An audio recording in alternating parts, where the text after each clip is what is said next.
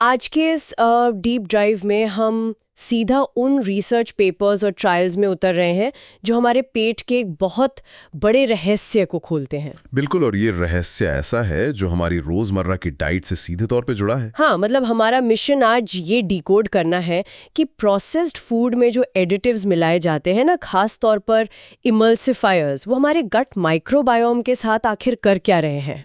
Microbiome जो असल में हमारी सेहत का पूरा कंट्रोल रूम है। एग्जैक्टली। मैं जब मेलिसा लेन और सारा बेरी की हालिया रिसर्च पढ़ रही थी तो उन्होंने इसे एक बिल्कुल नए नजरिए से पेश किया है।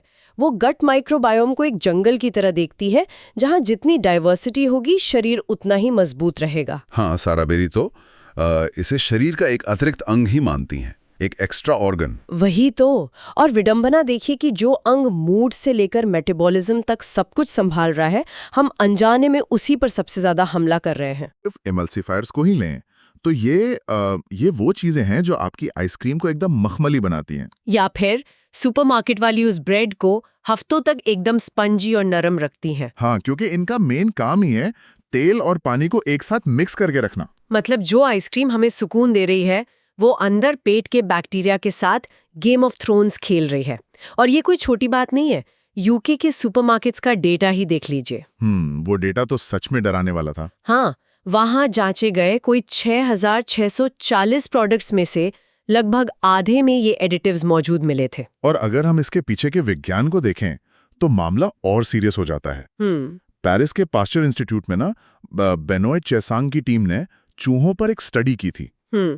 उस स्टडी में क्या निकला? उन्होंने देखा कि ये जो इमल्सिफायर्स हैं ये आंत के बैक्टीरिया को सीधा आंत की दीवार के बिल्कुल करीब धकेल देते हैं। अच्छा, जबकि नॉर्मली एक प्रोटेक्टिव म्यूकस की लेयर होती है जो उन्हें उस दीवार से दूर रखती है। बिल्कुल।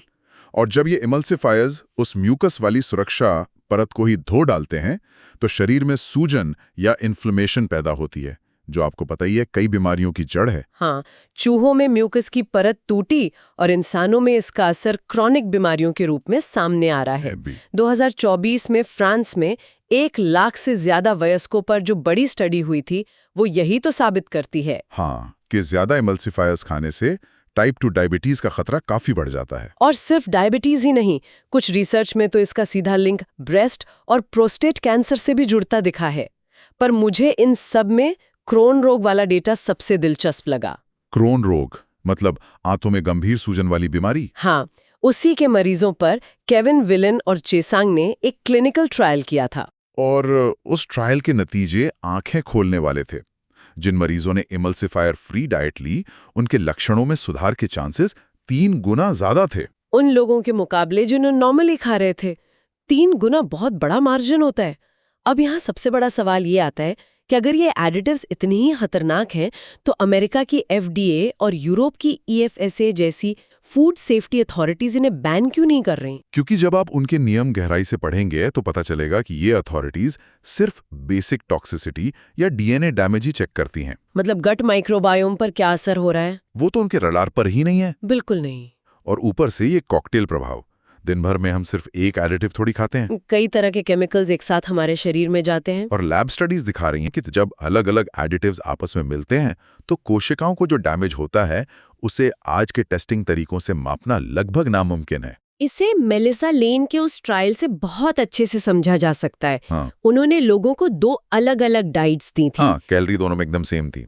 पर एक डाइट में शेक्स और बार्स जैसे अल्ट्रा प्रोसेस्ड फूड थे और दूसरी में ताजे बने हुए होल फूड्स। और रिजल्ट ये रहा कि वजन तो दोनों ग्रुप्स का बराबर ही कम हुआ, लेकिन जिन्होंने अल्ट्रा प्रोसेस्ड खाना खाया उनके गट बैक्टीरिया की डाइवर्सिटी पूरी तरह से क्रैश कर गई। उन्हें पेट फूलने और कब्ज जैसी प्रॉब्लम्स भी ज्यादा हुई। हाँ। क्योंकि प्रोसेस्ड खाने में नेचुरल फाइबर बिल्कुल नहीं था और एडिटिव्स भर भर कर थे। जबकि ताजे खाने का फाइबर गट बैक्टीरिया के लिए एक बहुत अच्छा खाना है। तो कुल मिलाकर सारा बेरी और केविन वेलन की सलाह बहुत ही प्रैक्टिकल है कि 100% एडिटिव से बचना तो मुमकिन नहीं है, लेकिन ताजी सामग्री का इस्तेमाल करके घर पर खाना बनाने की कोशिश जरूर की जा सकती है। अल्ट्रा प्रोसेस स्नैक्स की जगह डाइट में असली प्राकृतिक फाइबर वाले फूड शामिल करना बेस्ट तरीका है। बिल्कुल, बैलेंस बहुत जरूरी है।